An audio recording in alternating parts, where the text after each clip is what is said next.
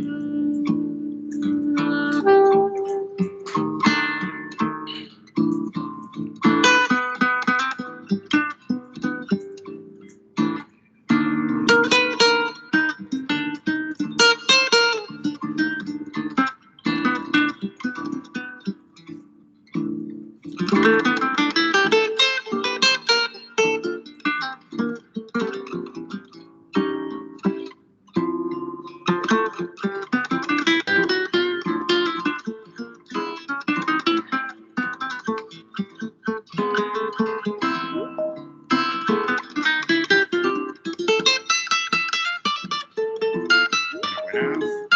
Estamos por aquí. Vamos a dar unos minutos mientras se vayan incorporando más personas.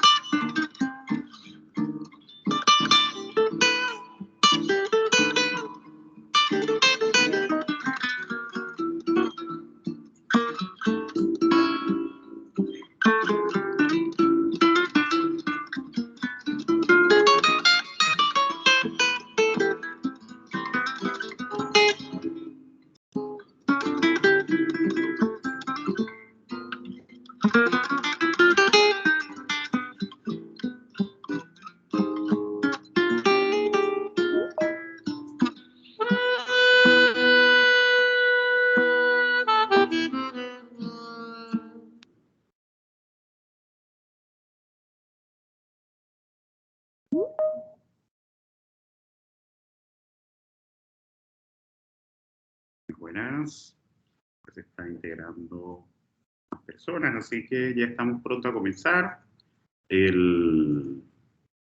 Mientras damos espacio para que las personas se vayan integrando. Recuerde decirles que pueden comentar.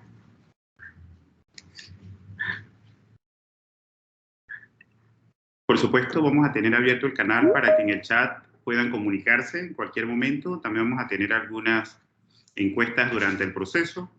Acá atrás el equipo de Saca algunas señales me hará en algún momento. Así que la idea es que podamos ir compartiendo conocimientos y conversando. Cualquier consulta que tengan pueden hacerla en cualquier momento, no hay ningún problema. Y en la medida que acá me vayan comunicando, me hagan una seña, me hagan un sonido, podemos ir muy bien intercambiando y conversando sobre otras cosas relacionadas al tema.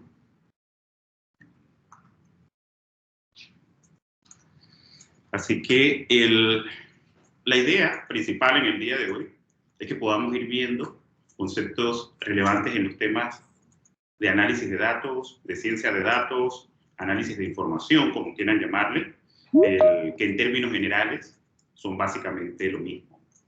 Pero la idea es que podamos ir desgranando algunos conceptos, conociendo algunos elementos de actualidad que hay en la ciencia de datos o que hay en el análisis de datos, que básicamente la evolución del análisis de datos es lo que nos lleva en este momento a lo que se conoce o se denomina como ciencia de datos, que no es un concepto nuevo, de hecho.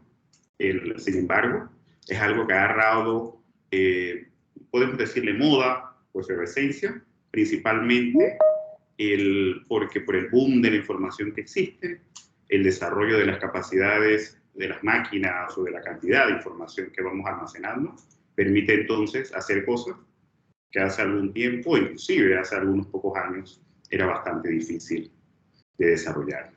Entonces, vamos a dar 2 minutos más para arrancar formalmente. Acá, dentro del chat pueden hacer cualquier consulta, creo que lo había mencionado anteriormente, para lo que se están integrando, cualquier pregunta relacionada al tema que estamos viendo o cualquier pregunta adicional, si les interesa conocer. La idea es que durante el transcurso de la conversación podamos ir afinando cualquiera de las dudas que así tengan durante el proceso.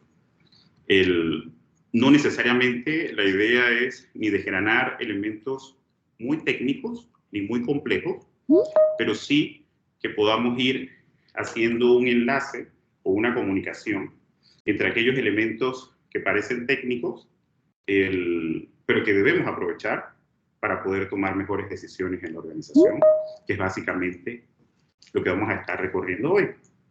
Ya siendo las 12:02, vamos entonces a arrancar formalmente esta conversación sobre cómo transformar los datos en conocimiento, principalmente para aprovechar la ciencia de datos o el análisis de datos para impulsar el crecimiento de cartera, que lo que estaremos haciendo es recorriendo este proceso del crecimiento de cartera para utilizarlo como un ejemplo.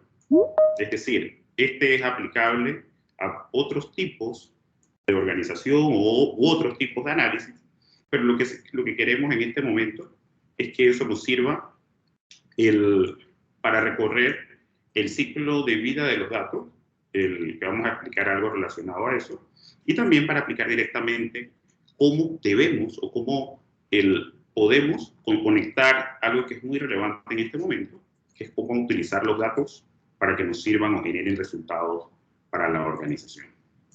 Entonces, un poco de los objetivos que vamos a estar viendo en esta capacitación. Lo primero, vamos a estar viendo o conociendo información del vínculo estratégico, en donde cómo priorizamos las iniciativas de la organización para el análisis de datos. La idea es que partamos directamente de lo que es importante para la organización o lo que es importante para la estrategia, de tal manera que podamos generar resultados. También vamos a tratar de entender y vamos a desgranar algunos pasos para poder iniciar, entender cómo iniciar. ¿Qué es lo que hago primero cuando tengo una necesidad analítica? ¿Qué herramientas puedo utilizar? ¿A dónde debo llegar? ¿Qué es lo que estoy buscando con los datos? De tal manera que al final se consiga lo que estamos buscando y que se genere algún resultado útil para la organización. Posteriormente, dentro de este concepto, trataremos de traducir conocimiento en acciones. La idea de cualquier análisis de datos es que tengamos información adicional para tomar mejores decisiones para la organización. Y el ejemplo del béisbol, yo sé que aquí hay personas de otros países adicionales a Panamá, nosotros estamos transmitiendo desde Panamá, pero en el béisbol hay una gran acumulación de información y datos, y muchas de las jugadas, acciones que se hacen, es en función de la historia, ya sea del jugador, de cómo batea, de cuáles son los lanzamientos que él mejor le hace swing o mejor batea, de tal manera que cuando el lanzador y el catcher están enviando lanzamientos al home para que batee el bateador, valga la redundancia, vayan de la mejor forma posible para obtener el resultado que es obtener el out, ¿no? Así que con la idea de aprovechar la información para tomar mejores decisiones, vamos a estar transcurriendo o conversando en este momento. Y antes de pasar a cualquier punto, lo que sí me gustaría es que conozcan un poco de mí. Mi nombre es Ricardo Rodríguez, pueden llamarme Ricardo sin ningún problema. Yo soy ingeniero industrial, también tengo algunas maestrías, un MBA, algunas maestrías en transformación digital, también en Analytics del Tecnológico de Georgia. Tengo una especialización en matemática para Machine Learning, una especialización en uso estratégico de los datos. Pueden hacerme cualquier pregunta relacionada a alguno de esos temas. Así que esos conocimientos técnicos podemos cursarlos con algunas de las experiencias que tengo como gerente, vicepresidente, tanto de áreas de negocio, de áreas estratégicas, inclusive de inteligencia del negocio, principalmente esa experiencia en el sector financiero. Entonces, antes de seguir avanzando, me gustaría compartirles la primera encuesta. Así que por ahora podemos ir revisándola. Si todos podemos verla, por favor, me va comentando y podemos irla respondiendo. Les debe estar apareciendo en el Teams. Principalmente de qué área viene. Siempre cuando hablamos de análisis de información o de elementos relacionados a la mejor toma de decisiones, debemos pensar en que hay diferentes personas, conocimientos, áreas o disciplinas que participan en la generación de ese proceso, que es de generar conocimiento de los datos. Entonces, aunque en algunas organizaciones puede estar centrado el tema del análisis de datos en algún departamento o un área, el análisis de datos o la explotación de la información es algo transversal dentro de toda organización. Es decir, que depende de múltiples áreas para poder obtener los resultados que estamos buscando.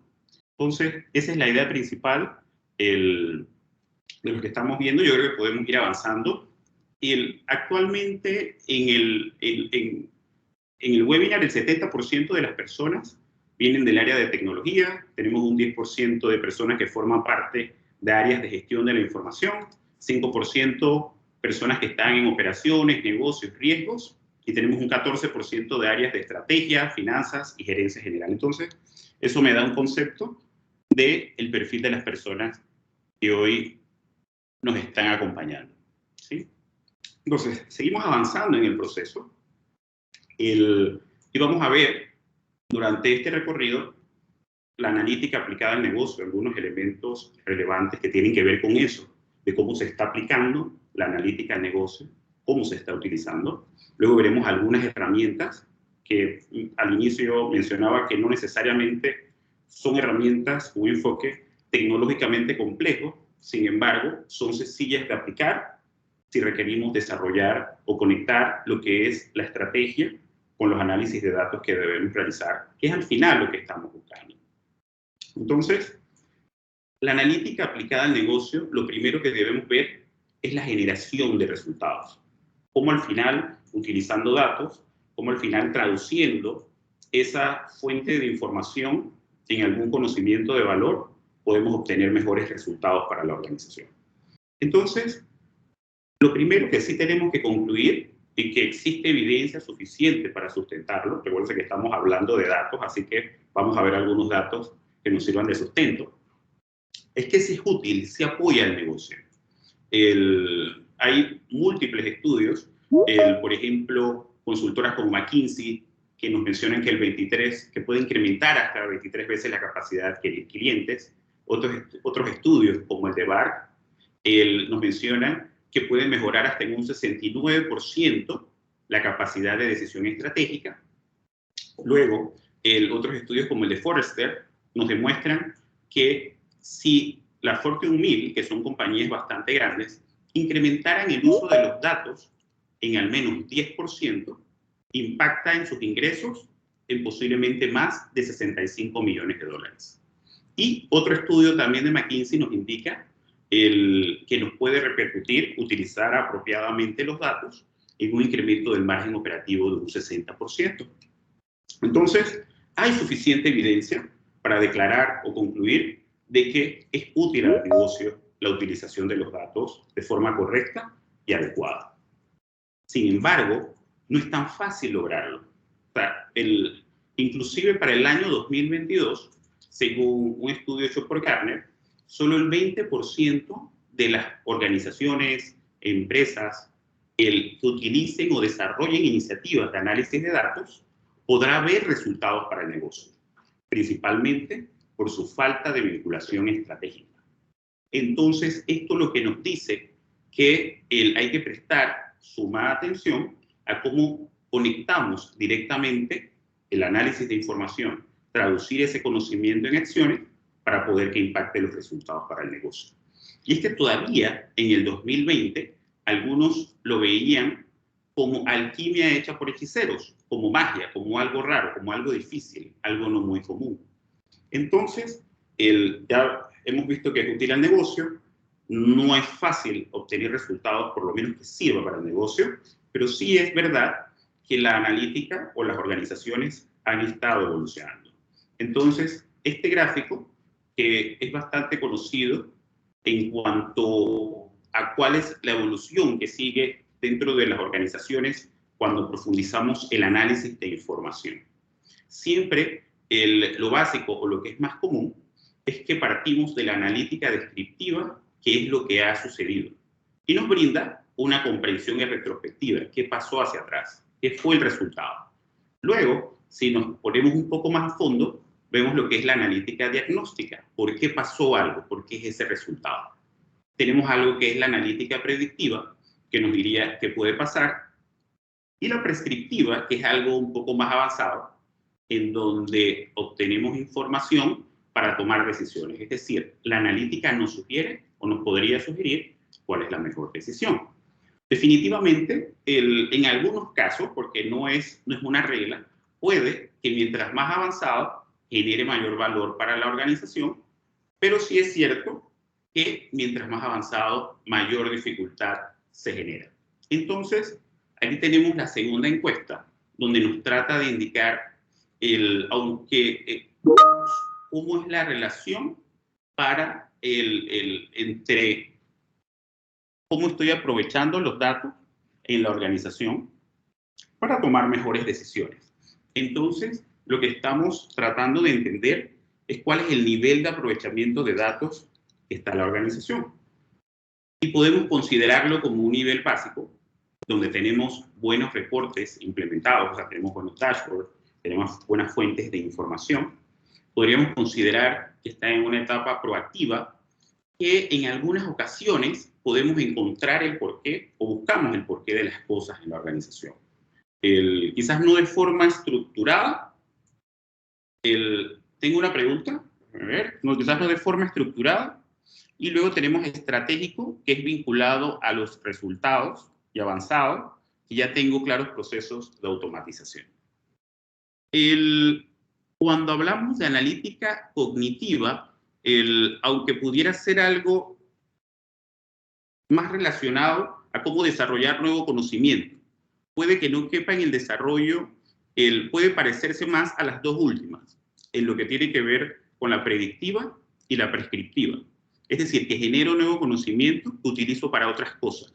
Aunque está más asociado con los temas del machine learning, más que estar en una evolución o enfocarse en encontrar el resultado o encontrar una información útil para el negocio, cuando hablamos de analítica cognitiva, estamos más pensando en las herramientas que estamos utilizando para llegar a esa información. Así que, más que con el nivel o la profundización de qué estoy descubriendo, es una combinación de herramientas que me permite conocer algo nuevo. Vamos a ver cómo está el resultado de la encuesta.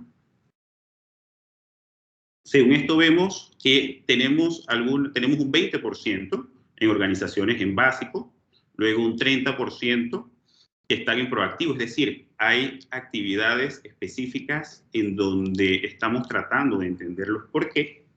Y en estratégico ya vemos algunas organizaciones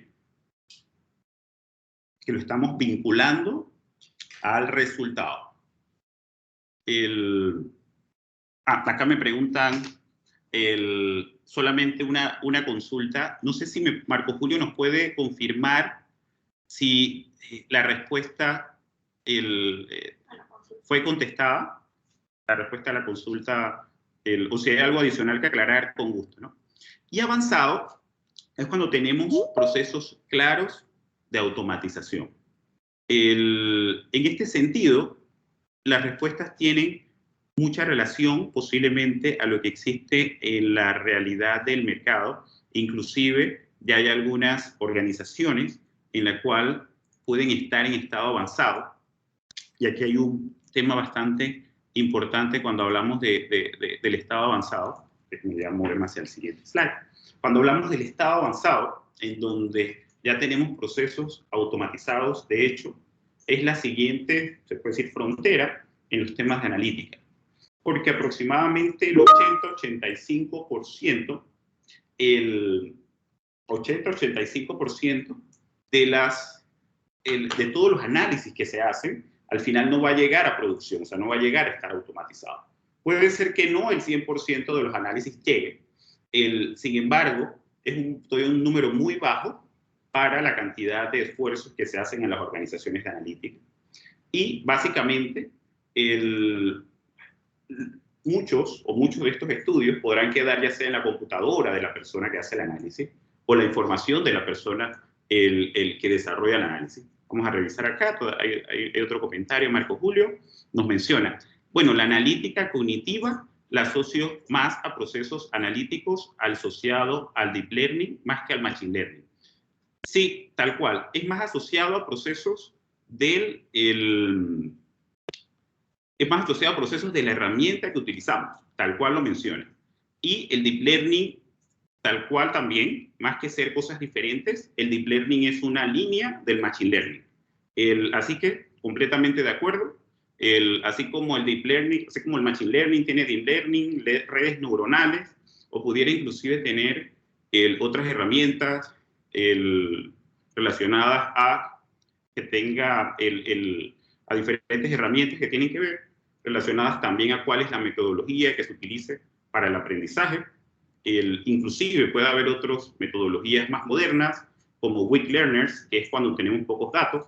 Algunas metodologías porque algunas de las más conocidas del Machine Learning, quizás tienen 40, 50 años de existir. Ya hay unas inclusive un poco más modernas que están adquiriendo cierta adopción, como el AdaBoost, pero ya es como algo un poco más técnico, que yo creo que pudiéramos muy bien conversar sobre eso en algún otro momento. Y lo importante dentro de esto es que hemos visto información sobre la generación de resultados, y basado en esa información, o eso que hemos visto de que sí genera resultados, sí tenemos evidencia que apunta de forma significativa a que para la organización es beneficioso la implementación de datos. Vimos también de que en algunos casos no es fácil llegar al resultado, con lo cual requiere una necesidad de adaptación de la organización. Entonces, esa evidente evolución de desarrollar elementos, es evidente que hay una evolución constante para las organizaciones, estar implementando nuevos elementos para poder entender los datos. No solo lo que tiene que ver con nuevas herramientas o nuevas técnicas, sino también incorporando las áreas de negocio, incorporando las áreas que tienen que ver con el desarrollo y el aprovechamiento de la cultura organizacional, de tal manera que facilite caminar ese recorrido que tiene que ver con la adopción hacia temas de cultura basada en datos o basada en resultados. Entonces, definitivamente, empezar a caminar ese recorrido facilita el resultado, facilita esa evolución. También existe evidencia, este estudio fue publicado por Deloitte este año precisamente, de un estudio realizado por una compañía que se llama ESI ThoughtLab. Entonces, ellos mencionan que el nivel de madurez analítica en la organización influye en sus resultados. Entonces, ellos lo separan en dos grandes grupos, en donde el ROI es mayor, casi 20 veces mayor, perdón, 80 veces mayor para los que son líderes, y el payback, o sea, el retorno de la inversión, es casi un tercio menor en los casos cuando son líderes. Entonces, empezar a caminar, a probar, a testear, crear sandbox de información en donde las organizaciones puedan ir probando, practicando y agarrando los mangos bajitos, es decir, con información que podamos generar resultados para que los tomadores de decisión o los que nos dan el presupuesto para los temas de analítica nos sigan facilitando el presupuesto. Entonces, hay que empezar a buscar qué cosas tienen mayor impacto, qué cosas con la analítica podrían generar mayor impacto, y también qué elementos pudiéramos desarrollar para obtener un resultado en menor tiempo. Entonces, las necesidades de adaptación es importante. Si bien es cierto, no vamos a obtener resultados inmediatos, pero tenemos que buscar la manera de que esa conexión con la estrategia nos facilite poco a poco ir incorporando nuevas experiencias, ir desarrollando la cultura organizacional para entonces poder obtener cada vez mejores resultados. Y lo principal es que hay un cambio cultural significativo dentro de lo que tiene que ver con el aprovechamiento de los datos. Según el desarrollo o el estudio de New Vantage Partner, el 95% de los casos donde la analítica no lleva a tener buenos resultados es principalmente por un tema de procesos o personas.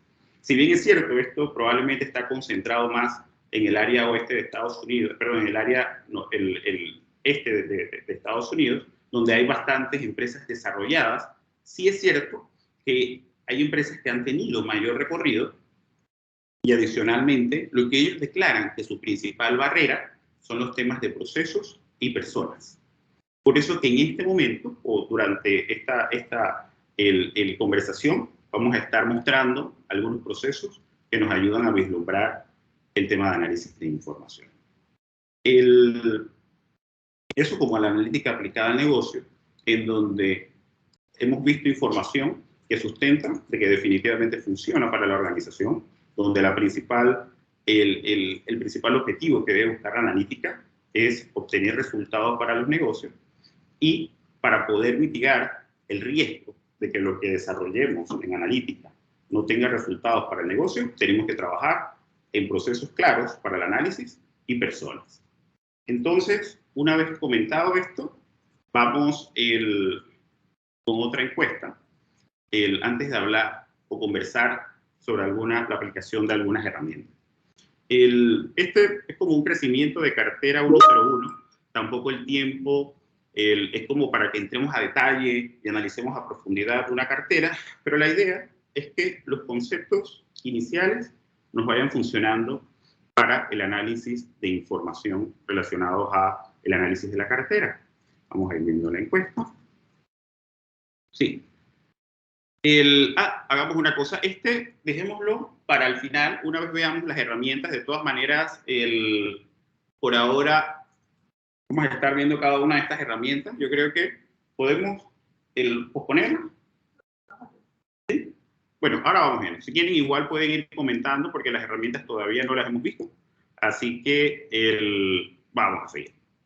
Mira, siempre cuando vamos a aplicar alguna herramienta de analítica o desarrollar alguna metodología para la obtención de resultados, tenemos que partir de entender en dónde estamos.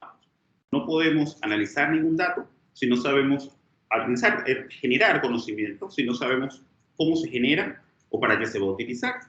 Por eso tenemos que partir por entender con claridad.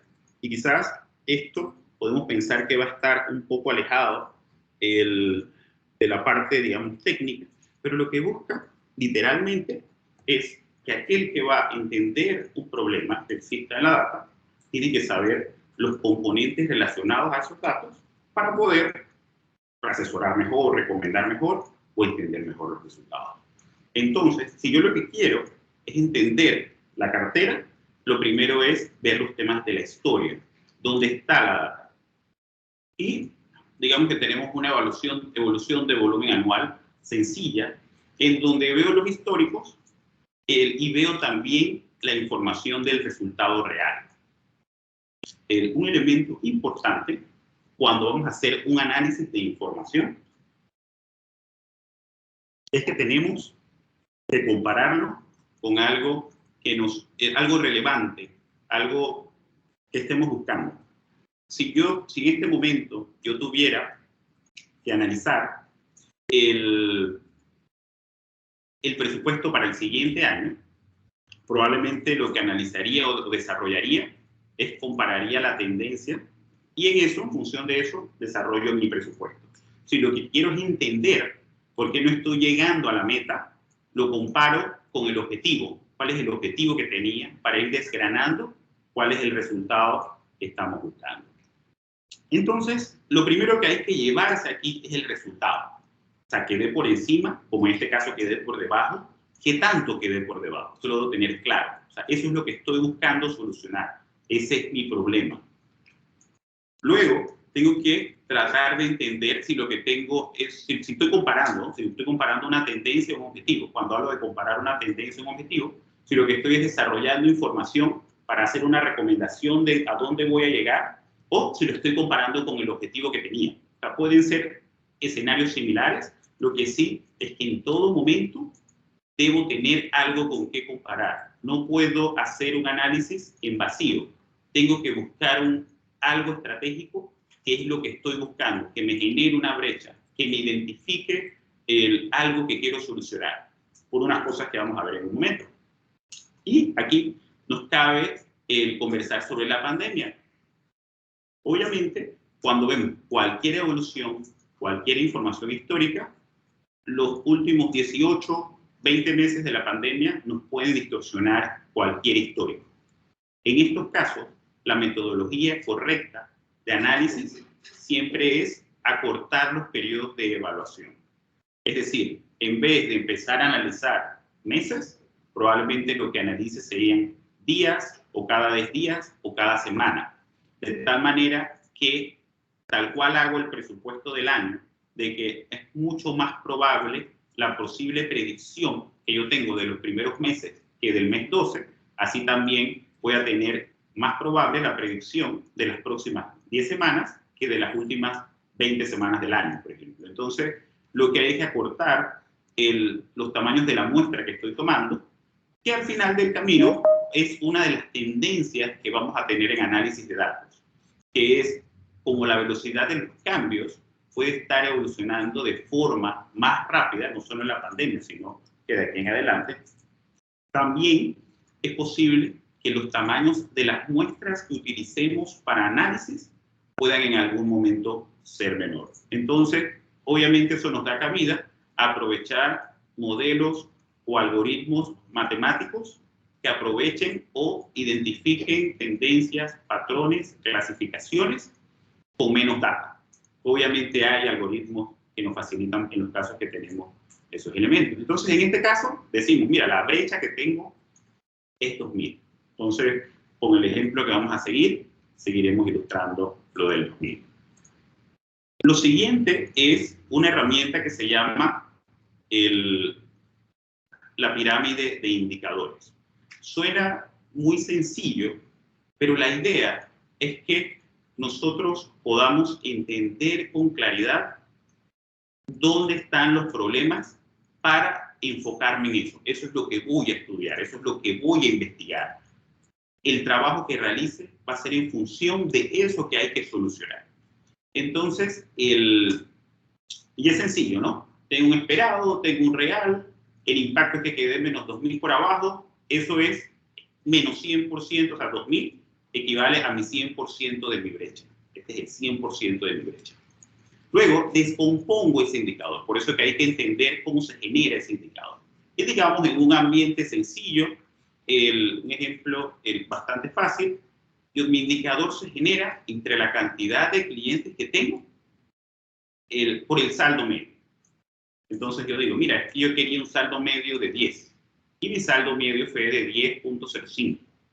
Entonces, este incremento de 10.05 con la pirámide de indicadores me dice que aunque yo estuve en menos 2000 positivo, el impacto de que el saldo medio fuera mayor me da más 50 positivo en el volumen de mi cartera. Quiere decir que aunque este es menos 100, el aporte del saldo medio es más 2.5 de ese total. Luego, hago lo mismo con los clientes. Esperaba 1000 clientes en cartera y quedé con 796. Entonces, cuando yo veo, mira, el aporte de esto me genera menos 2050 clientes. Eso es equivalente a 102.5% del total. Quiere decir que si este no hubiera estado por encima, mi resultado hubiera sido mucho peor. Quiere decir aquí, aunque en la vida real probablemente este es el primer nivel de análisis, tenga 4 o 5 cosas diferentes. Y aquí, para hacerlo un poco más sencillo, aquí una multiplicación del saldo medio por la cantidad de clientes. Entonces, nos concentramos donde están los problemas, vemos el problema es en la cantidad de clientes y decimos, mira, yo tengo clientes nuevos y repetitivos. Partiendo de eso, clientes en cartera, clientes que... Y aquí podemos desgranarlo en todo lo que querramos, siempre mientras más sencillo en las primeras etapas, mejor. Entonces, similar al ejemplo anterior, para seguir la sencillez, dice, yo esperaba 200 nuevos, tengo el real es 216, entonces me da un impacto positivo al volumen de cartera porque quedé por encima en cantidad de clientes. Y por el otro lado, en los clientes repetitivos quedé por debajo. Entonces eso me da un impacto negativo en el volumen de cartera, que es inclusive mayor al que me estaba dando la cantidad de clientes. Quiere decir que el tema en clientes repetitivos es donde pudiera estar el problema. Y si aquí repito lo mismo con los clientes repetitivos, los descompongo. Entonces tengo retención y la cantidad de cancelaciones, por hacerlo sencillo. Usualmente en cantidad de clientes repetitivos, tendría cantidad de clientes repetitivos de 3 años, de 2 años, de 5 años. Cantidad de clientes repetitivos pueden ser por producto, pueden ser por diversas cosas. Pero aquí, haciéndolo de forma sencilla, solo agarramos la retención, que esperaba una retención del 75%, en la cual la realidad llega al 65%.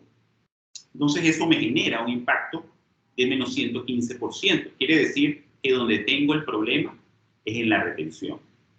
Porque las cancelaciones quedaron por debajo, así que me da un porcentaje a la cartera de 100.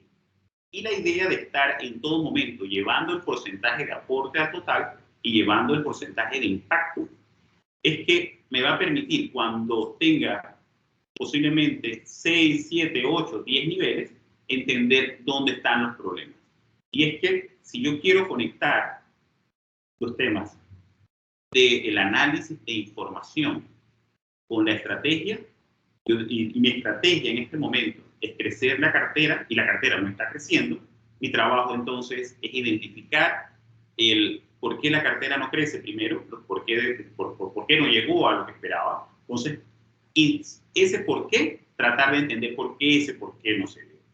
Entonces, si ven, parece un poco alejado de lo natural, pero es la manera en que uno debe ir descomponiendo la información en diferentes chunks o pedazos para poder saber en dónde tengo que disparar, cuál es mi objetivo, qué es lo que tengo que buscar. No puedo iniciar un análisis con una descripción de que quiero entender el perfil de los clientes, quiero hacer un análisis de riesgo, sino más bien tengo que tener una visión clara. Cómo yo, con ese análisis de riesgo, reduzco mi nivel de mora. Cómo, teniendo un perfil desarrollado, definido de clientes, entonces identifico cuál es a qué clientes obtengo o dónde obtengo nuevos clientes. Entonces, lo que nosotros estamos buscando es estar enfocados, o sea, no disparar al aire, sino que el análisis que realicemos esté enfocado en facilitar los objetivos de la organización. Para, por lo mismo que mencionamos anteriormente, poder obtener los mangos bajitos, demostrar los resultados de lo que estamos haciendo y en los casos que aplique, poder obtener ya sea más presupuesto, más herramientas para poder seguir generando más información. Y la tendencia indica que cada vez más, va a haber mayor trabajo de la mano entre finanzas y estrategia con datos.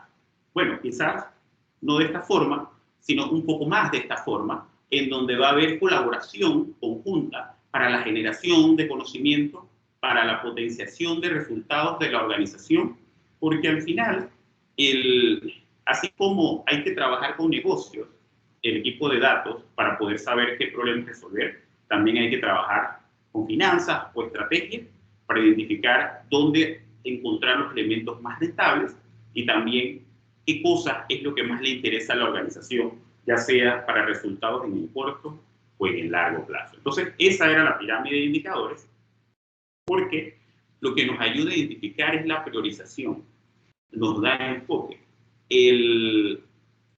¿Sí? Porque aprovechar la ciencia de datos correctamente para maximizar los resultados en la organización es lo que estamos buscando en este momento.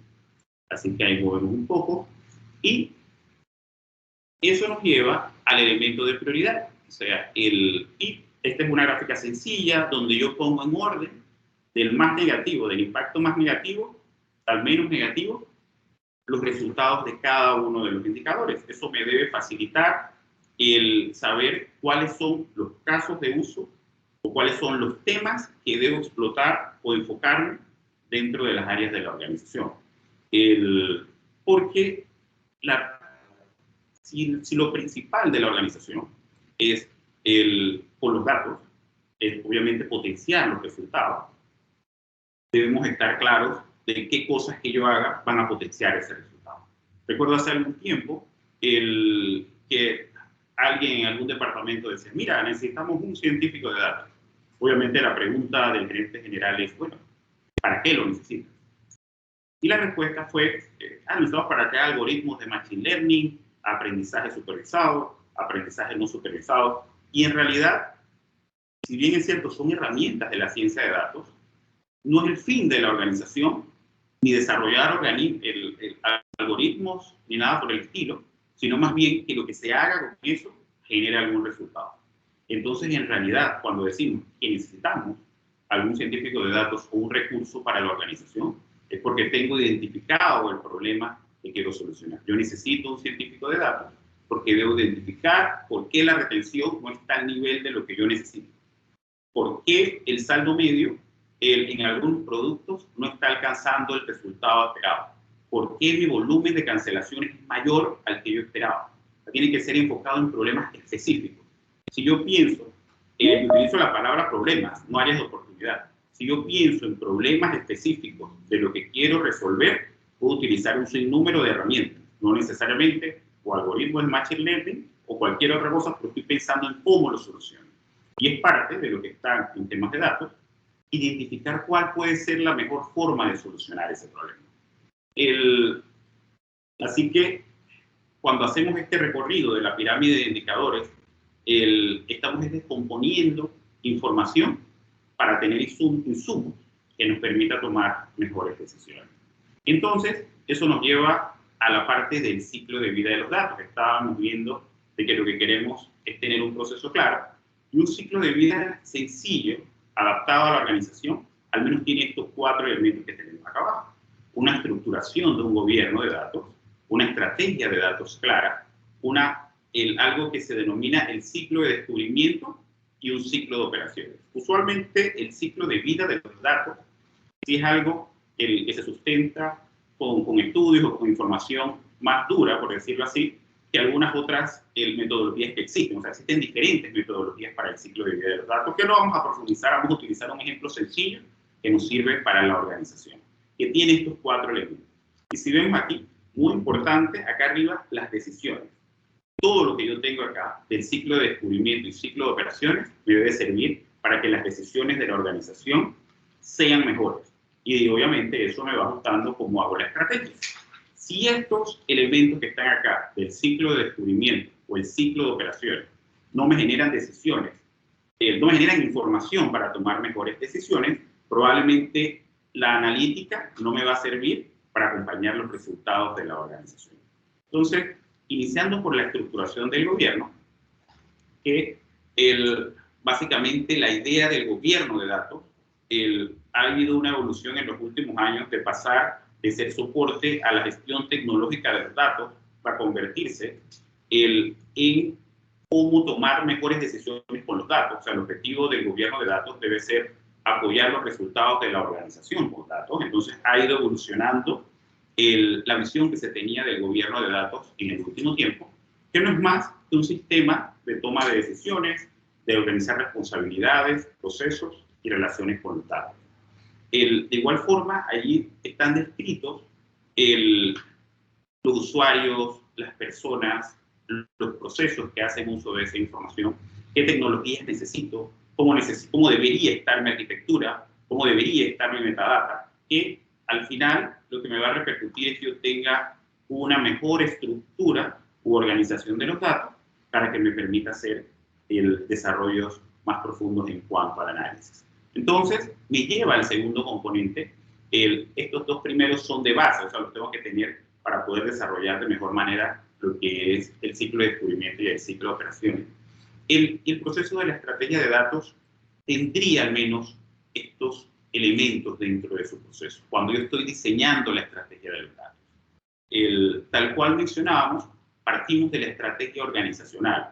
Como el ejemplo que estamos siguiendo, quiero incrementar mi volumen de cartera, quiero cerrar la brecha que tengo como el volumen de cartera. Tengo que tener en cuenta cuál es el objetivo estratégico. Entonces, esa brecha que quiero cerrar es de $2,000, millones, lo que quiera, o quiero mejorar la retención de clientes del 65 al 75. Tienen que ser objetivos claros y medibles. Y allí después entro en algo que sería como iterativo, que es la definición de los casos de uso y los requerimientos de data. Es decir, puedo tener de antemano algunos requerimientos de data que yo haya visualizado, puedo identificar las brechas, puedo empezar a generar los casos de uso, pero cuando estoy desarrollando el caso de uso, probablemente tenga que volver a identificar qué requerimientos de data. Cuando hablamos de requerimientos de data, para evitar sesgos, siempre debemos hacerlos antes, sabemos hacerlo con la situación ideal, independientemente de lo que yo tengo. Luego, en la implementación, veo qué puedo obtener con la información que yo tengo, pero también, como buen científico de datos, debo definir cómo voy a capturar información para que el análisis sea lo más detallado, o sea, mejor. El análisis se pegue más a lo que yo estoy buscando como ideal. Entonces, este es algo importante que a veces pasamos por alto, Y es que cuando voy a iniciar a construir, tengo primero que tener la visión de toda la información que necesito y poner después cuál tengo y cuál no tengo, partiendo de no solo lo que ya tengo, porque si solo me concentro en la que yo tengo, no voy entonces a poder incluir otra información que sería útil no solo para un análisis presente, sino para un análisis futuro. Y por supuesto, la identificación de existir en sistemas actuales. Entonces, entrando en el caso de uso, que es posiblemente el corazón de la estrategia de datos, básicamente, con el caso de uso, seguimos estos pasos, ¿no? Ya había visto la estrategia, entonces aclaro cuál es ese vínculo que tengo con la estrategia. Como yo decía, mira, lo más importante es que mejoremos la retención para que la cartera mejore o cierremos la brecha.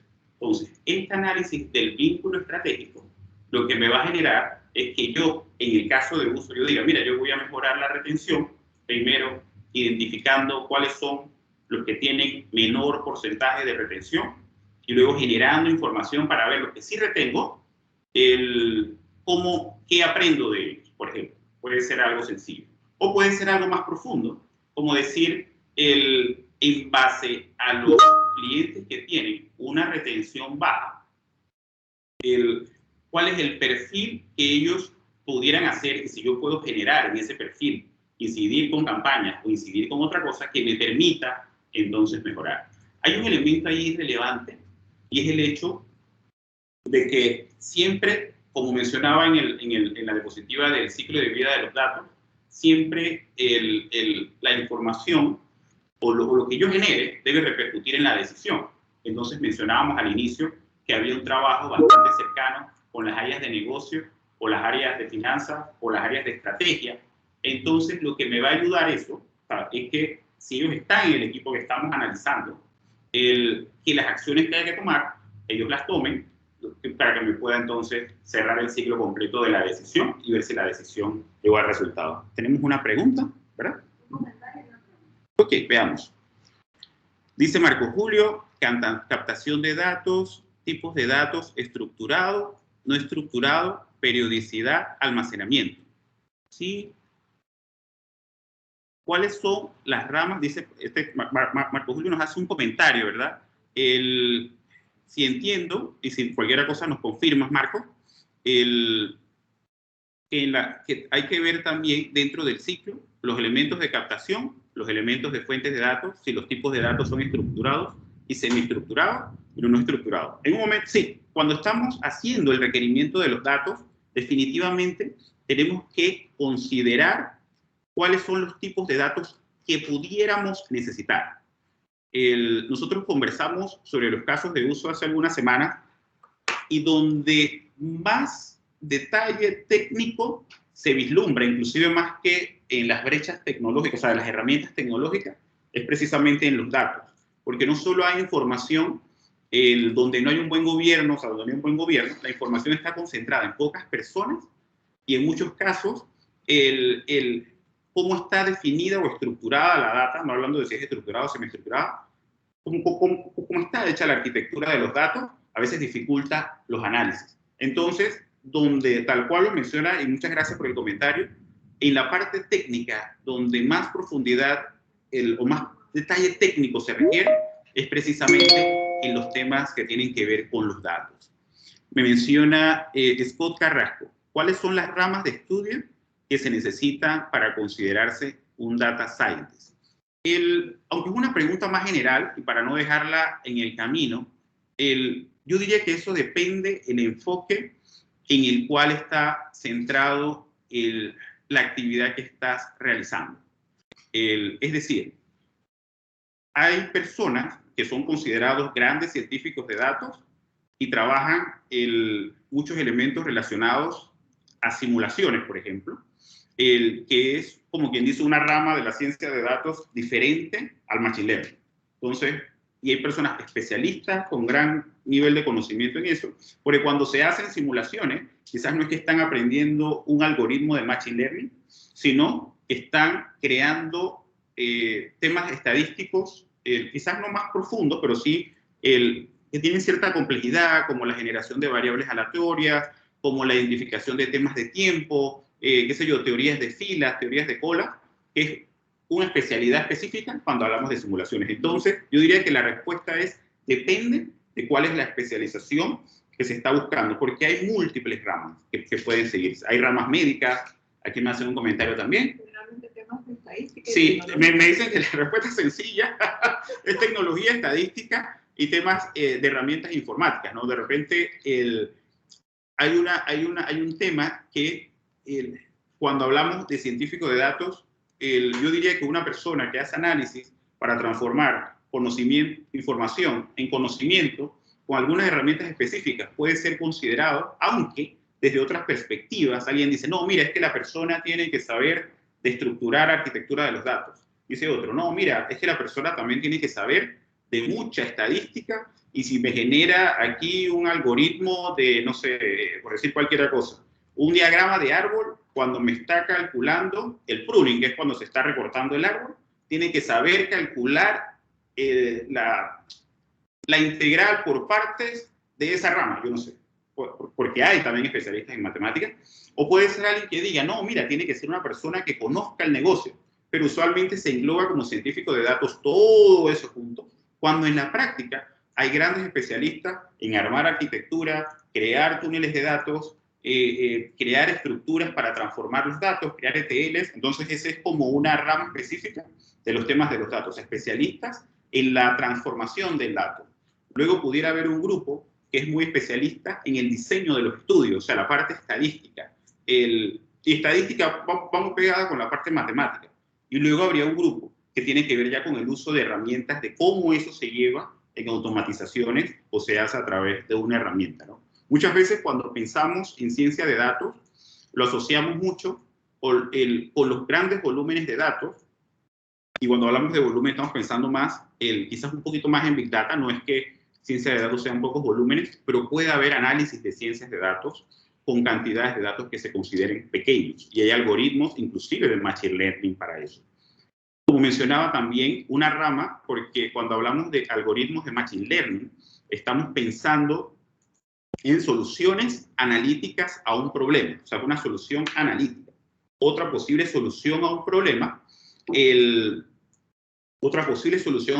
puede ser una simulación, es decir, cuando tengo una solución analítica, es que tengo un conjunto de variables, tengo un conjunto de restricciones, y esas restricciones las corro con el algoritmo que defina y le corro un proceso de optimización para minimizar el error de ese algoritmo. O sea, eso es un Machine Learning. Cuando hablo de simulaciones es cuando tengo múltiples variables, que se denominan técnicamente variables estocásticas, porque todas tienen grados de aleatoriedad que no me cabrían en un modelo analítico. No puedo hacerle en un modelo analítico porque el modelo analítico sería muy complejo. Cuando hablo de complejo, o cuando se habla de complejidad en modelos analíticos, se habla principalmente, no sé, quizás muchos saben de cálculo integrales, estamos hablando de quinta, sexta, serían modelos a ese nivel, ¿no? Pero por eso existen las simulaciones. Otro componente de analítica puede ser las optimizaciones, que es reducir, eficientizar ese tipo de elementos. O sea, que va a depender un poco de la rama donde esté especializada la persona. La alternativa, en vez de contar con el científico de datos, me pregunta Otoniel, que sepa todo, que en realidad ese superhombre quizás no exista, es tener equipos, o sea, es equipo. Yo necesito en mi equipo una persona que sepa del negocio. Yo necesito en mi equipo una persona que sepa desarrollar. Necesito en mi equipo una persona que sepa construir el modelo estadístico. Y el modelo estadístico parte desde capturar bien la información. Entonces, estamos pensando en equipos, no de superhéroes. Así que ahí nos fuimos un poquito, pero creo que valía la pena la conversa. Entonces, voy haciendo mi caso de uso. Sí, por favor, me confirma si la respuesta quedó clara. Tengo objetivos de negocio, tengo medidas de éxito. Entonces, llego aquí a esta parte muy importante. ¿Cuáles son las preguntas que la data me debe contestar? Entonces, antes o continuando con el caso de uso, tengo que estar claro cómo la data me va a ayudar a resolver el problema que identifiqué al inicio, los dueños usuarios de esa información, quiénes son los que van a estar tomando decisiones para eso, cuál es el gobierno de datos de esa información, los tipos de analítica que voy a utilizar. Puede ser que aquí, y es muy común en los temas de negocio, por eso que quizás tenemos mayor relación con ellos. Algoritmos de clasificación o de predicción, y estaríamos hablando de Machine Learning, por eso que es más común en el ambiente de negocios. Estoy seguro que si alguien está hablando en una fábrica de producción, los algoritmos pudieran ser diferentes. Si alguien está en un caso, en un tema médico, los algoritmos que se utilizan o las herramientas pudieran ser diferentes. La tecnología y estos temas de acá son bastante importantes, el cambio cultural que debe seguir la organización y también las habilidades. O sea, todo eso lo voy colocando en la descripción de mi caso de uso e incluyo también cuál es la data y cómo debiera ser la data que voy a estar utilizando. Entonces, ¿hay otra pregunta o un comentario? A ver. Un Data Chief Officer que construya o empieza a construir el equipo de estrategia de datos.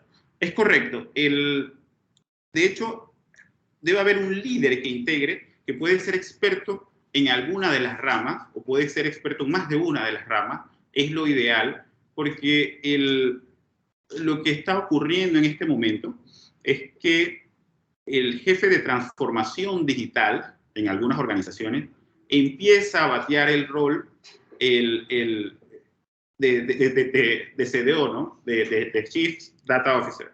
Entonces, poco a poco ya debiera irse creando en las organizaciones esa figura, en donde, porque es integral, no solo es desde la perspectiva de buscar la transformación digital, porque también cuando hablamos del aprovechamiento de la información, así como estaba la gráfica de qué pasó, por qué pasó y eso, todavía la información de lo que existe actualmente para dentro de la organización es importante para tomar decisiones. Entonces, no solo ver la parte de desarrollo, de innovación, sino que también hay elementos internos que deben ser desarrollados desde la perspectiva de la data para hacer mejor las cosas de como la venimos haciendo.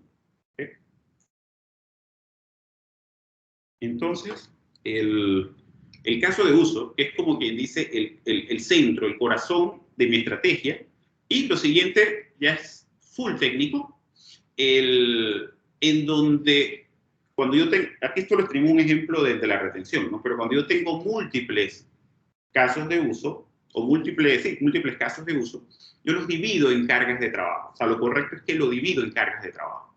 Probablemente en el de la retención, yo tengo información que es, necesito un perfil de riesgo, necesito una clasificación de clientes, necesito una regresión lineal que me estime el valor del cliente en el tiempo, no sé, inventando cualquier cosa. Entonces tengo diferentes casos de uso. Probablemente necesito la creación de algún ETL intermedio de información que me lo ponga de otra manera. Entonces, para hacer el caso de uso, tengo cosas técnicas, tengo cosas de datos y tengo cosas relacionadas al negocio. Entonces, cuando hay casos de uso, o tengo múltiples casos de uso, yo separo esos esfuerzos para poder reutilizar elementos técnicos en múltiples casos de uso. Probablemente, aunque tenga 5 o 6 casos de uso, es muy probable que al inicio haya, bueno, mira, tengo una clasificación de segmentación, perdón, tengo una carga de trabajo de segmentación de clientes. Luego tengo, agrupando esas cargas de trabajo, las comparo, a ver, vamos a ver aquí, si lo acercamos un poco, las comparo con el desarrollo de horizontes, o sea, cómo en el tiempo esas cargas de trabajo me van influyendo en diferentes casos de uso, y esto me da la priorización estratégica en función de las cargas de trabajo. O sea, una forma de ver esta evolución, de que yo digo, mira, tengo estos casos de uso, los desgrano en estas cargas de trabajo, o sea, son actividades técnicas. Esas cargas de trabajo me responden a diferentes casos de uso y yo pondero entonces cuál es el orden de mis cargas de trabajo en función de la importancia del caso de uso y en función de lo que sé hoy en día. Puede haber cargas de trabajo que posiblemente tenga que contratar a alguien que sea experto en eso. Puede pasar. Entonces, después, yo comparo la priorización estratégica con las técnicas y valoro cada una de las cargas de trabajo y lo desgrano en un roadmap, o sea, un plan de trabajo en función.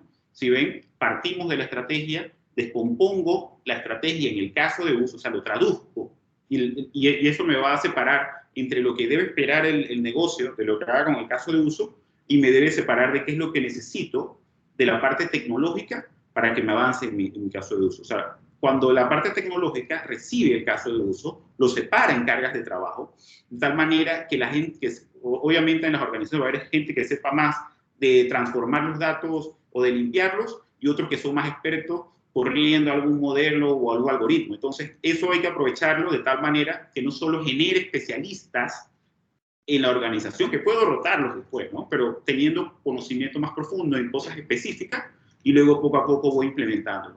Entonces, aunque esta metodología lo que sigue es básicamente, aquí falta pues, definitivamente lo que mencionaba Marco Julio, que es cómo se clasifica los temas de los datos, y ahí ya puede haber componentes bastante técnicos, inclusive la frecuencia con la que se captura el dato, la fiabilidad del dato y cosas de este tipo. Entonces, este es básicamente la organización de las cargas de trabajo y el plan de trabajo en sí. Y al final yo lo que tengo en el plan de trabajo, puedo tener un plan de trabajo de los casos de uso, pero definitivamente, desde la perspectiva técnica, voy a tener un plan de trabajo de las cargas de trabajo que responden a diferentes casos de uso. Entonces caemos en la parte del ciclo de descubrimiento y el ciclo de operación. Voy a mostrar qué es lo que probablemente cuando lo vean sepan qué es. En el ciclo de descubrimiento, vamos a ver si lo agrando un poquito. Ok, cuando vemos el ciclo de descubrimiento es la parte del modelo, de descubrir cosas que anteriormente no sabía. Cuando veo, vamos aquí, la parte del ciclo de operaciones es cuando yo entendí algo, o sea, estoy seguro de un conocimiento, desarrollé un modelo y después lo hago para que funcione de forma automatizada. Entonces, hacemos énfasis en esto, que ahora vamos a entrar en detalle en cada uno, hacemos énfasis en estas cosas principalmente porque en la práctica no solo requieren experiencias diferentes, sino que también recursos diferentes. Cuando yo estoy en ciclo de descubrimiento, probablemente después que parte obviamente de la estrategia, del insumo que me da la estrategia, corro mi ciclo de descubrimiento, que de forma resumida, aquí hay, si uno desgrana probablemente cada uno de estos cuadritos tenga como 5 o 6 pasos cada uno, que es cómo defino mi estudio, o sea, qué es lo que voy a hacer, del caso de uso, desgrano técnicamente, metodológicamente o estadísticamente cuál es el estudio que voy a hacer, preparo mi data, que es de lo que toma mucho más tiempo, construyo mi modelo, quizás si esto me toma una semana, esto me toma un par de horas, o sea, construyo varios modelos para compararlos, evaluando esos modelos, entonces genero el resultado, y una de las cosas que usualmente nos cuesta más desde la perspectiva técnica es precisamente la comunicación de esos resultados. ¿Cómo convenzo a la audiencia de que lo que yo encontré es la acción que debo tener? Entonces, el ciclo de descubrimiento es básicamente alguien que tenga acceso a la información, prepare la data, que es de lo que más toma tiempo, analice la información y llegue a conclusiones específicas. Es como más trabajo de carpintería, de ver cuáles son los datos, entender qué es lo que tienen los datos, qué cosas puedo ir buscando, y eso me debe repercutir definitivamente en llegar a mi ciclo de operación, y de aquí debo tomar decisiones. Cuando les mencionaba de que la parte de la operativización de la ciencia de datos es uno de los nuevos retos que ahora mismo se plantea el área de conocimiento, es porque muchas veces se realizan descubrimientos, se realizan análisis, pero no necesariamente se pasan a producción. No es que todos tienen que ir a producción, sin embargo, el número que llega a producción es muy bajo. Es decir, se quedan en la computadora de alguien o ese conocimiento no se aprovecha o no se avanza.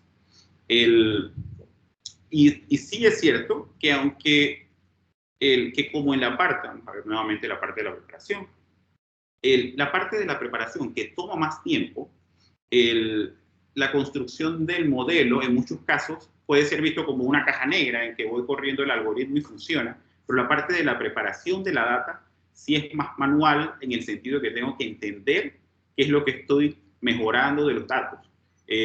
Por ejemplo, estoy eliminando valores atípicos porque eso me va a incidir en el resultado. Estoy generando otro algoritmo para rellenar los campos en blanco, porque los campos en blanco pueden tener sesgos, o sea, es parte de los análisis. Como tengo tantas variables diferentes en los datos, estoy corriendo un algoritmo para que me reduzca la cantidad de variables que tengo, y de eso hay algunos bastante famosos. Entonces, allí hay mucho más trabajo manual, literalmente, que en la parte de la construcción. Una vez uno tiene los datos, la data preparada, uno puede probar 5 modelos, 6 modelos, inclusive en un solo espacio de código, y tienes los resultados, ¿no? Entonces, donde está el trabajo más fuerte es en la parte de la limpieza. Por eso que siempre que hablamos de automatización, no debemos perder de vista cómo vamos facilitando la automatización de la limpieza. Y en la parte del ciclo de operación, que yo digo, mira, el perfil de los clientes de esta forma son más propensos a dejar la organización. Y allí entonces creo indicadores que me avisen cuáles son esos clientes, creo indicadores que me digan cuáles de esos clientes le di una promoción para ver si eso me mejora mi porcentaje de retención. O sea, genero información automatizada que me permite no solo clasificar al cliente automatizada, le llegue a alguien una alerta, oye, este cliente tiene este perfil, hay que hacer algo. Y por eso, cuando se habla de esta parte, se habla mucho de los sistemas de captura, cuál sería ese nuevo proceso de almacenamiento, cuál sería ese nuevo proceso de procesamiento para esto que descubrí, qué herramientas de visualización tengo y qué es lo que se hace cuando genero ese resultado. Por eso que decía, si ya sale una alerta, o sea, descubrí que hay un cliente que tiene un perfil es más propenso a que tenga un nivel de retención más bajo. Entonces, obteniendo ese resultado o encontrando esa, vamos a decir, la anomalía o esa alerta, debe haber un proceso de cómo gestiono eso para mitigar que se siga alto, ¿no? Por eso que va del ciclo de descubrimiento y debe caer en las decisiones. Creo que hay una pregunta, ¿verdad? Sí, menciona Marco Julio. Otro trabajo fuerte es evitar el sobreentrenamiento en datos al aplicar Machine Learning. Correcto. Sí, es muy cierto. Y por eso que la principal causa del sobreentrenamiento es cuando tenemos muchas variables. Por eso que las herramientas usuales para evitar el sobreentrenamiento son quizás no vamos a entrar en detalle de por qué muchas variables te pueden generar más sobreentrenamiento, pero que te eliminan o te reducen la cantidad de dimensiones, o sea, las variables que estás analizando, de tal manera que te reduzca la posibilidad del sobreentrenamiento, ¿no? Lo otro, que posiblemente es donde mayor desconocimiento hay a la hora de aplicar o de evaluar los modelos, es en las metodologías para la detección de errores. Un error muy común.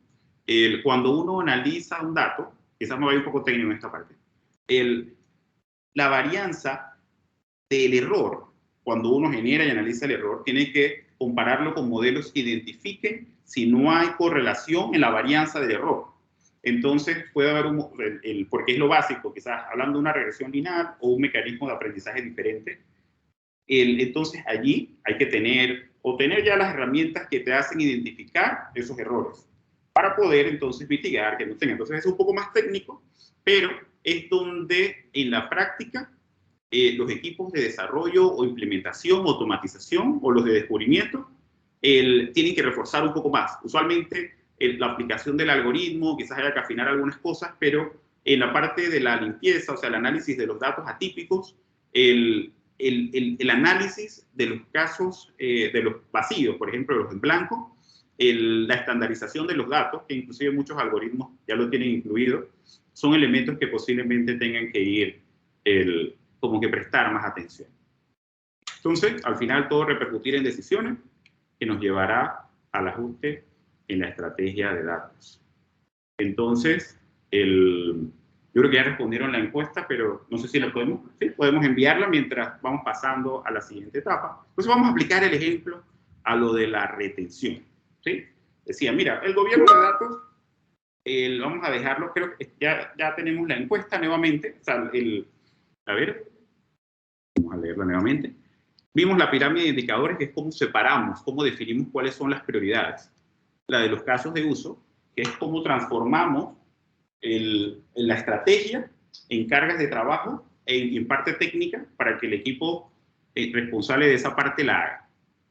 Y ahora vamos a ver otros. Así que, vamos a ver. Sí. Está bien. Entonces, definimos que esta es nuestra relevante, ¿no? La retención, etc. Entonces, hacemos un caso de uso para la retención. Yo tengo una estrategia de crecimiento de cartera, tengo un objetivo de mejora en la retención, que quiero incrementar la retención del 65 al 75. Entonces, ¿qué herramientas utilizo? Entonces, las preguntas que la data ha de responder. Siempre, a veces, recordemos que las audiencias que toman decisiones no son necesariamente técnicas. Entonces, todo concepto, información o profundización de los datos deben ser simples y relevantes. Es decir, que las personas que vayan a tomar decisiones con los datos entiendan claramente qué es lo que se está buscando. Ver si en la data, o sea, qué es la data que nos debe responder, hay grupos. Ese es como el primer paso. ¿Cuáles son los grupos que tengo en la data? Si la retención ocurre, o sea, si ocurre, ¿cuándo ocurre? O sea, o la no retención. ¿Cómo ocurre? Si se genera o hay un disparador o algo que la genera. Y pongo en naranja así como, ¿por qué ocurre? Porque muchas veces no necesariamente en los datos vamos a encontrar el por qué, sino que tenemos que utilizar otras herramientas para identificar ese por qué. No sé, información de el preguntar a los clientes directamente, oiga, ¿por qué pasó esto? A los perfiles específicos. No siempre en todos los casos vamos a poder encontrar el por qué. Bueno, en algunos casos no vamos a saber por qué. El IHH, siempre que hacemos el estudio, hay dos cosas. Tenemos una hipótesis y debemos definir cuál es el horizonte de tiempo que vamos a analizar para entenderlo. Y la información que necesito, siempre enfocarme en el escenario ideal. No en lo que tengo, sino en lo que necesitaría. Obviamente el estudio quizás por tiempo, por lo que sea, lo hago con lo que tengo, pero el escenario ideal debo siempre plantearlo para que se empiece a recoger la información que al final voy a necesitar. ¿Qué herramientas necesito? Entonces, aquí hay dos herramientas que funcionan para los análisis de cartera. Que funcionan para los análisis de cartera, la primera es RFM. Siempre que voy a hacer un análisis de cualquier tipo de cartera, RFM son las siglas en inglés que tienen que ver con Recency, Frequency o Monetary Value. O sea, quiere decir que yo voy a ver la antigüedad del cliente, definir la frecuencia del cliente y el valor monetario del cliente. Y también el perfil de la persona. Para el perfil de la persona, uno puede utilizar el algoritmo de clasificación que más nos gusta. Es muy común que en términos de cartera se utilice el clustering jerárquico, pero después que tengas uno que te dé el resultado que tú estás buscando, no hay problema. Pero a veces nos centramos frente a algún problema y no sabemos por dónde arrancar, empezamos a hacer el análisis. Entonces, la idea de empezar con estos tres componentes, a clasificar los clientes por esos tres componentes, qué es información que tengo de transacción de mi sistema, es decir, yo sé cuándo el cliente empezó conmigo. Sé cada vez que el cliente me pide algo o tiene una interacción conmigo, o sea, eso lo sé. Y el valor monetario, yo debo definir cuál es el valor monetario de este cliente en este momento. Este cliente tiene un saldo de este monto, me genera estos intereses, tiene esta mora de este nivel, entonces su nivel de riesgo me dice que el cliente vale tanto. Y el perfil de la persona, que lo hago en función de las características de edad, sexo, grupo socioeconómico, dónde vive, qué sé yo. Y para cada uno de esos debo identificar si hay tendencias. Por ejemplo, el de antigüedad, si hay tendencias que me inciden en diferencias en la retención. Y no es tanto como para correr si es significativamente estadístico uno de otro, simplemente para entender la data. O sea, yo ya veo, si veo aquí, que los clientes, hay un tema entre clientes entre 2 y 3 años, ¿no? Tengo que ir visualizando eso para ir afinando mi HH, mi horizonte de tiempo y mi hipótesis. Entonces, la siguiente etapa, que yo creo que es la parte como más importante de cuando hago el análisis de la cartera, porque los otros quizás automatizo, genero algo, y es la matriz de transiciones. La matriz de transición. Si yo quiero entender si un cliente hoy tiene posibilidades de dejarme, yo tengo que viajar al pasado. Es decir, ¿cómo era ese cliente hace 3 años cuando entró en mi cartera? ¿Qué características tenía? Y allí, obviamente, allí identifico su frecuencia, su RFM, la antigüedad obviamente que es menor, su valor monetario y también su información de qué tan propenso en ese momento parecía a la retención. Entonces, luego voy a 2 años y veo cómo ese cliente se mantuvo. Quiere decir que en 1 año, si se mantenía conmigo, si cambió el valor monetario del cliente, es decir, el saldo que tenía, los ingresos que genera y también la relación del RFM con relación a hoy también, ¿no?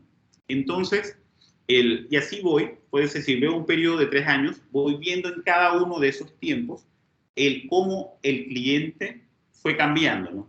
Y supongamos que al final veo qué era hoy en día. Para yo entender los clientes, vamos a decir que quiero entender cuáles son los que tienen baja probabilidad de retención, tengo que comprender muy bien los que tienen buena probabilidad de retención. Por eso que tengo que analizarlos todos. Y tengo que ir hacia atrás en el tiempo, porque al final lo que me va a decir es, este perfil de cliente, el primer año, tiene esta posibilidad de mantenerse y tiene un valor monetario. Este otro perfil de cliente tiene esta posibilidad de mantenerse en la cartera y tiene este valor monetario. Cuando ya yo tengo cuánto vale un cliente cada año en promedio, yo puedo decir, mira, un cliente con este perfil tiene este valor específico, o sea, vale tanto porque ya yo tengo la historia de cómo se va moviendo año a año ese cliente y también puedo identificar la probabilidad de retención. Entonces, la matriz de transiciones lo que me hace es que voy entendiendo el día de hoy en función de cómo el cliente fue cambiando, evolucionando en el tiempo. Tampoco es necesario ir muy atrás, porque los perfiles también cambian en el tiempo. Lo que sí es cierto es que el entender eso me ayuda a predecir. Yo sé que un cliente después de 1 año tiene este comportamiento, así que sé que el que capturo hoy debe tener este valor específico, porque todos los que tienen un perfil similar tienen un valor en el tiempo, y el próximo año va a tener estas características, y es allí donde entonces yo aprendo algunos elementos para mitigar o mejorar la retención, de tal manera que sea mucho más fácil avanzar en ese proceso. Entonces esa es la matriz de transiciones, y lo que estamos apuntando o reflejando es cómo ir aplicando la información de los datos, o sea, partiendo de la estrategia, estamos repasando entonces por dónde empiezo el análisis. Puede ser que el análisis no lo hago yo, puede ser que el análisis haya un equipo que lo haga, pero si yo soy el tomador de decisión en finanzas, si yo soy el tomador de decisiones en estrategia, tengo que saber qué es lo que el equipo está haciendo o qué es lo que está buscando, de tal manera que aunque no voy a hacer el análisis yo, sí tengo que saber qué preguntas ellos están tratando de responder. Porque si yo estoy claro en esa interacción, obviamente los resultados van a ser mejores. ¿Sí? Ok. Entonces, así lo aplicamos a la cartera. Ya estamos casi por concluir.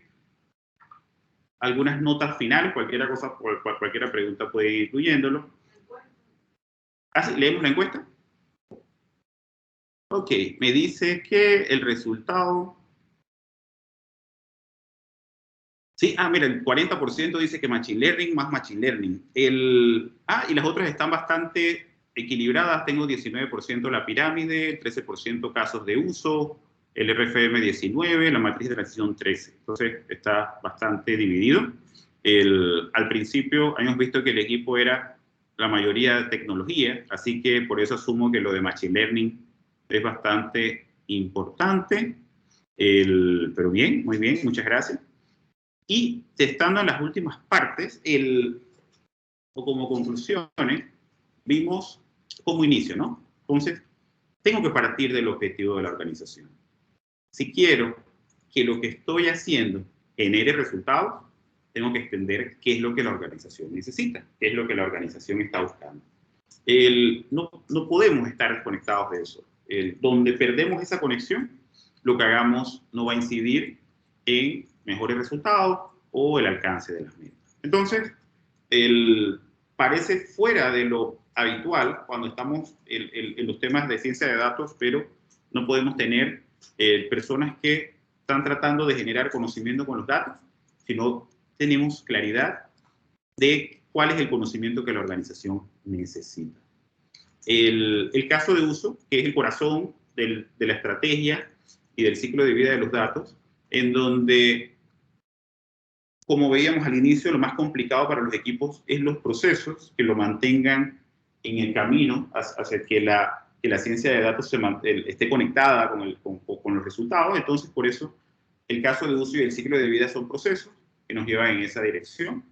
El facilitar o contar con herramientas que nos enfoquen en los análisis, como RFM o la matriz de transición, son relevantes. Obviamente, vimos la parte no analítica de RFM o de la matriz de transición, en el sentido de que lo que estoy es descubriendo variables y condiciones en el tiempo que evolucionan un perfil. Ya después, cómo yo separo un perfil de otro, definitivamente eso requiere algunos algoritmos de Machine Learning. Y esto es un trabajo de equipo. A veces cuando vemos los científicos de datos pensamos así en gente que está descubriendo cosas y eso. Sin embargo, es más parecido a un equipo de Fórmula 1 en donde tienen bastante trabajo previo, preparando el carro, preparando que los amortiguadores estén bien, preparados para cuando llegue el carro, cómo cambiar en los pits. Están proveyendo al piloto no solo con información, sino que el piloto sabe y conoce el vehículo para poder tomar las decisiones en tiempo y forma correcta. Independientemente el que está al frente o el que va a tomar la decisión, todo el equipo está dándole información, soporte, para que tome las mejores decisiones. Probablemente no tan rápidas como se toma en una carrera de Fórmula 1, pero proporciones guardadas, lo que estamos buscando es de proveer información a los tomadores de decisiones para que podamos obtener mejores resultados y podamos, en ese sentido, mejorar los resultados de la organización. Entonces, básicamente eso es lo que queríamos compartirles en el día de hoy. No sé si hay algunas preguntas o algunos comentarios. Vi bastante interés en el equipo en los temas de Machine Learning, que está bien. Quizás es allí, desde la perspectiva técnica, donde hay que desarrollar más herramientas dentro de la organización. Siempre que hablamos de Machine Learning, para no verlo como una caja negra, yo recomendaría que el que se quiere especializar en esos temas debe tener mucha claridad también de la parte estadística de los modelos, que nos ayuda en los casos que se aplica y no aplicarlos como cajas negras, entender qué es lo que está buscando, minimizar el algoritmo y qué toma entonces el algoritmo al momento de ser ejecutado. No es necesario tampoco conocer los 20 modelos más famosos de Machine Learning para aplicar algo, ni mucho menos. Probablemente si somos especialistas en 2 o 3 y los aplicamos continuamente, al final seremos expertos, ¿no? No sé si hay alguna pregunta adicional. Ok, entonces ¿sí? Vamos a compartirles una encuesta para ver qué les pareció. Muchas gracias por su participación. Si quieren hacerme alguna consulta al correo, pueden mandarlo al correo de la inscripción sin ningún problema. A ver.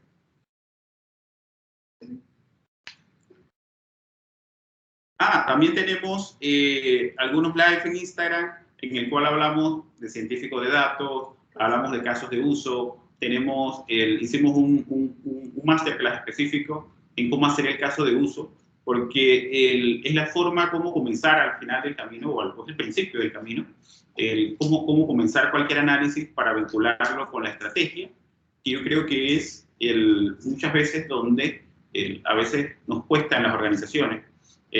Muchas veces lo que nos pregunta, bueno, si invierto en eso, ¿cómo eso va a repercutir en la organización? Es la principal pregunta que se hace. ¿O cuál va a ser el ROI que obtengo si creo un equipo de ciencia de datos? Y esas preguntas usualmente solo se responden, o solo es posible responderlo, si la ciencia de datos está enfocada en grandes tareas. Mira, el equipo de ciencia de datos está enfocada en mejorar la retención de los clientes. O las grandes tareas del equipo de ciencia de datos es aumentar la cartera o perfilar mejor la segmentación, o inclusive pueden ser cosas tan a largo plazo como crear la cartera de clientes para dentro de 10 años. O sea, lo que sí que tiene que tener una tarea claramente definida, porque la tarea del equipo no es desarrollar algoritmos de machine learning, sino más bien transformar o proveer a los tomadores de decisiones de mejor información para generar mejores resultados. Así que yo creo que es todo por parte de nosotros. Muchas gracias por su compañía y ya saben dónde localizarnos. Así que hasta luego. Muchas gracias.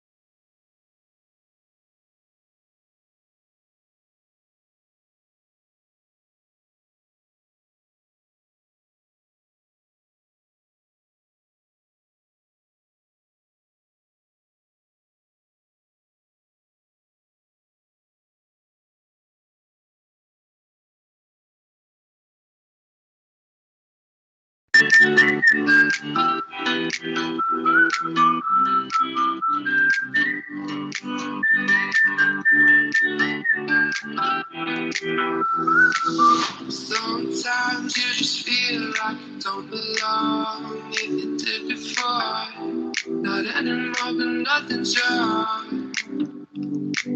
It's just how life moves on. I found my way back again, but then it might be all gone. Another story you can put into a song. Oh, change it, stay on. Just rolling through the motion.